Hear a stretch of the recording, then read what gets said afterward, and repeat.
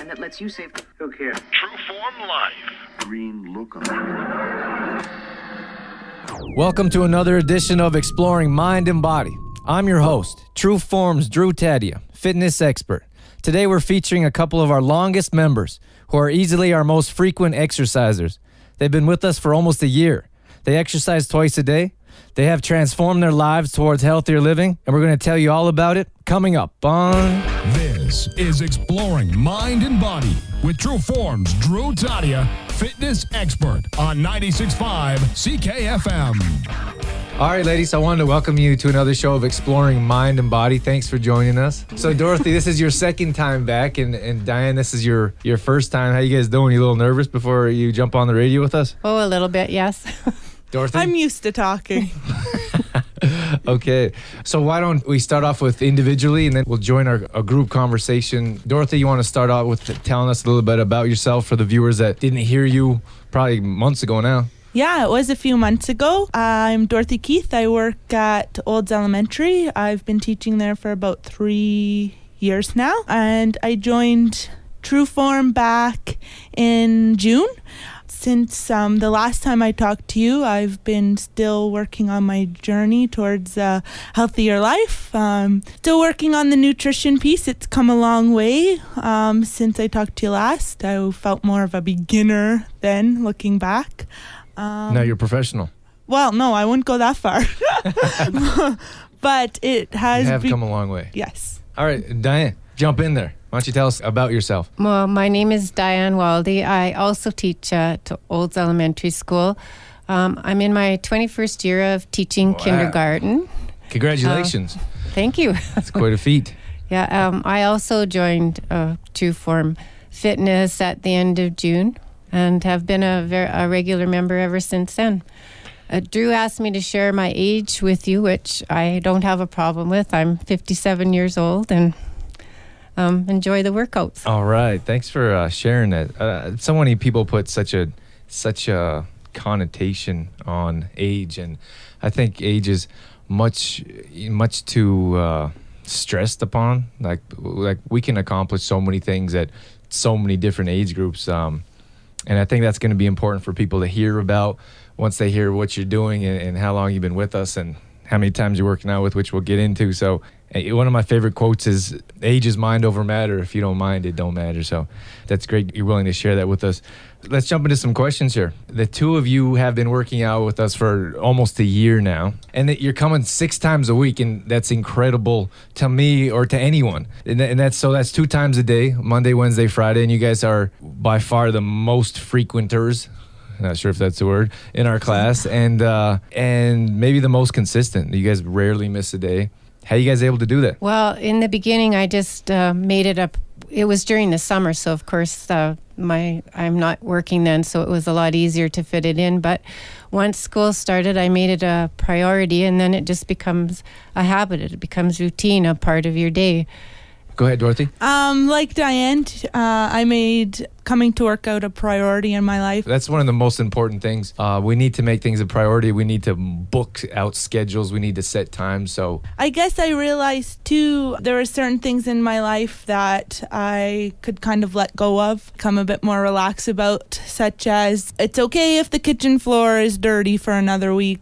It's okay if my classroom is untidy, because coming to workouts was important to me, and they were fun. I enjoyed coming to work out. Well, I do enjoy coming to work out. And it became my social time as well. So I've built relationships with a lot of the members, a lot of the ladies at class. So I look forward to going and checking in with them, seeing how their day was, how their week was, what's new. So not only did it become my workout, it became a part of my social time as well. I mean, that's pretty time consuming to come so often. And one of the biggest things that I deal with personally is people say, I don't have time to come and work out. I don't have time to do this. Do you guys have any advice, or you want to talk about that a little bit on someone that would say, I just don't have time for it anymore? You can always make time. No, I know it seems simple to say that, but I just really had to evaluate my activities in my life, what I was doing. I learned to become a bit more efficient as well with certain things that I did. Also, after a certain amount of time, it just became my routine, or it just became habitual, like taking a shower in the morning or going to work or... Habits are really important. We talk about that often. The main thing for me, before people worry about, what to eat or when to work out, is to forming that habit. So that's really important. Thanks for expressing that. How about motivation? You guys haven't lost any motivation. You guys are still coming. Like, it's a year. Like, that's going to be hard for a lot of people to believe. Keep coming back to workouts. You guys are getting better. We'll talk about nutrition in a little bit, but everything's progressing, and most people lose interest a long time ago, even 3-6 months in. You guys are here for a year. Talk about that. Well, I had been to other boot camps. Whoops, am I allowed to say that, Drew? I had been to other fitness classes before. There you go. It just seemed they weren't the right fit for me. They were intense. After leaving, I felt emotionally drained. You're saying our classes aren't intense? No, they are intense. I meant more on the emotional level. They're just, like I said, didn't suit me very well. But it wasn't long after coming to one of True Form classes that I was amazed. I'm like, wow, it's actually fun, and we joke around all the time. We have great relationships at class, all the ladies, and it's okay, Drew, you let us be silly, dance around, kind of bring out our personalities, and keeps me entertained too. Sometimes, you do reel us back in, but focus. We need more focus, I guess. But no, it just was fun, and I was seeing results that I had been searching for a long time, for years. And it was just amazing watching my pant sizes just keep dropping. All right, let's get into that in a little bit here. Let me cut you off. I want to get into results in a second. Diane, why don't you tell me about motivation? Well, like Dorothy mentioned, for me, it's partly the group of women that are involved with both classes. It is a lot of fun, and for me as well, there was changes that came physically, and with that, some new changes I made in my nutrition, and I just generally feel better, and I think it's helped with my outlook on life and with the energy I can bring to my job and to my family and to my home. So that motivation comes from getting results in different areas of your lives? Yes. Exploring mind and body with True Form's Drew Tadia would not be possible without the help from the following sponsors: Merle Norman, Health Street, Shoppers Drug Mart, and the CLC Fitness Center, uniting together for a healthier tomorrow. To find out more about Drew Tadia and True Form Life, or to become a sponsor, visit trueformlife.com.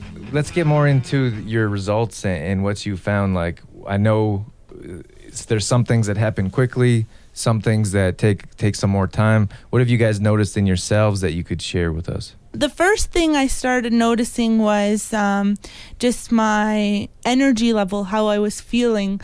I had more energy at work. I was becoming more efficient in doing certain tasks. Then it wasn't long before I started noticing more physical changes. Like I mentioned, my clothes were starting to fall off of me. I was actually beginning to see muscle tone and strength. I was so much stronger just in everyday tasks.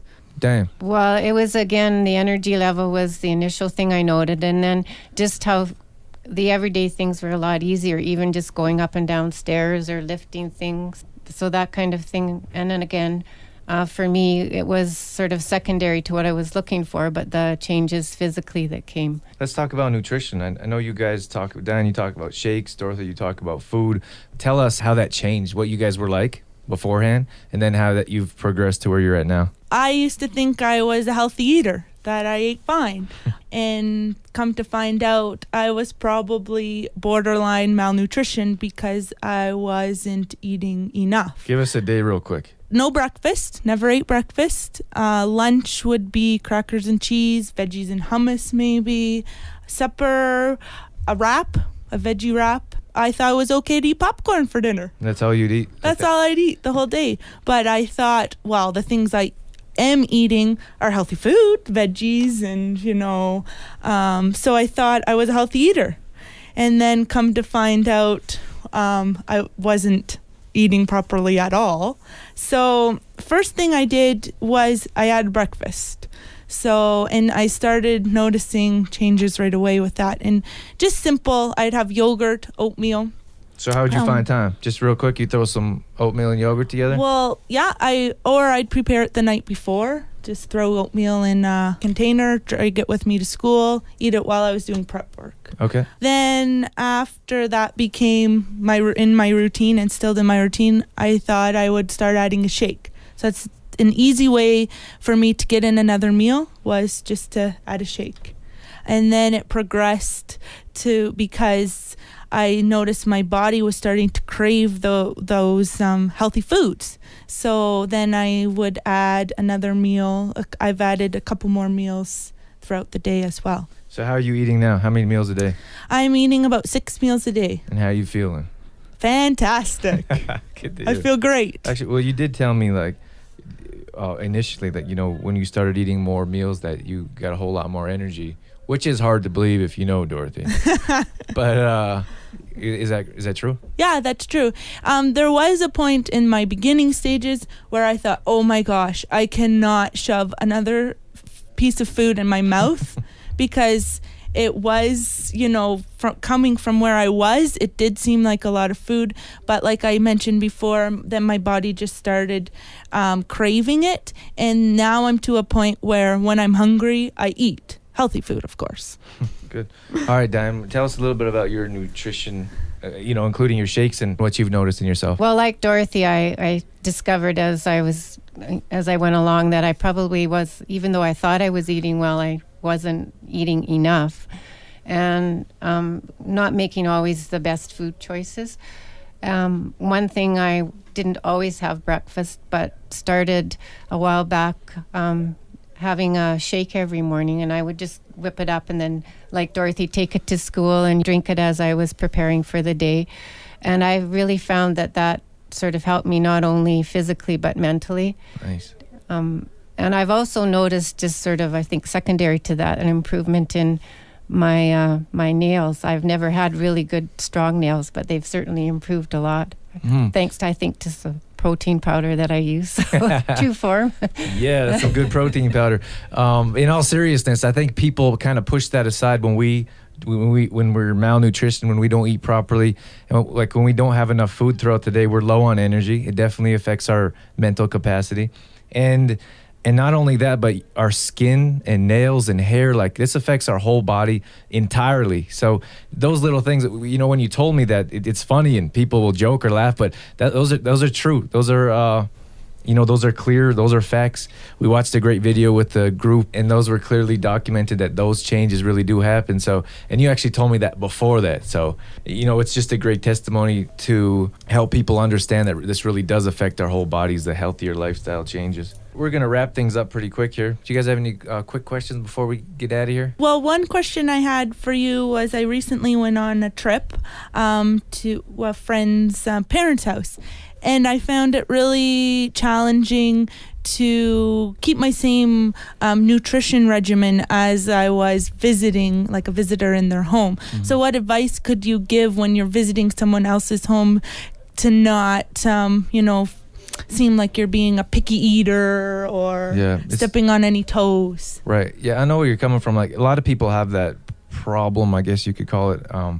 Again, we just need to find better solutions. Beforehand, I would try to make sure, whether it's your family or a friend of family, let them know how you eat. And let them know that you're not trying to disrespect them or that you don't approve of the way they eat, but you follow a strict schedule, and that's just the way you eat. Beforehand, depending on how well I knew the people, it'd be okay if I cook in their kitchen. And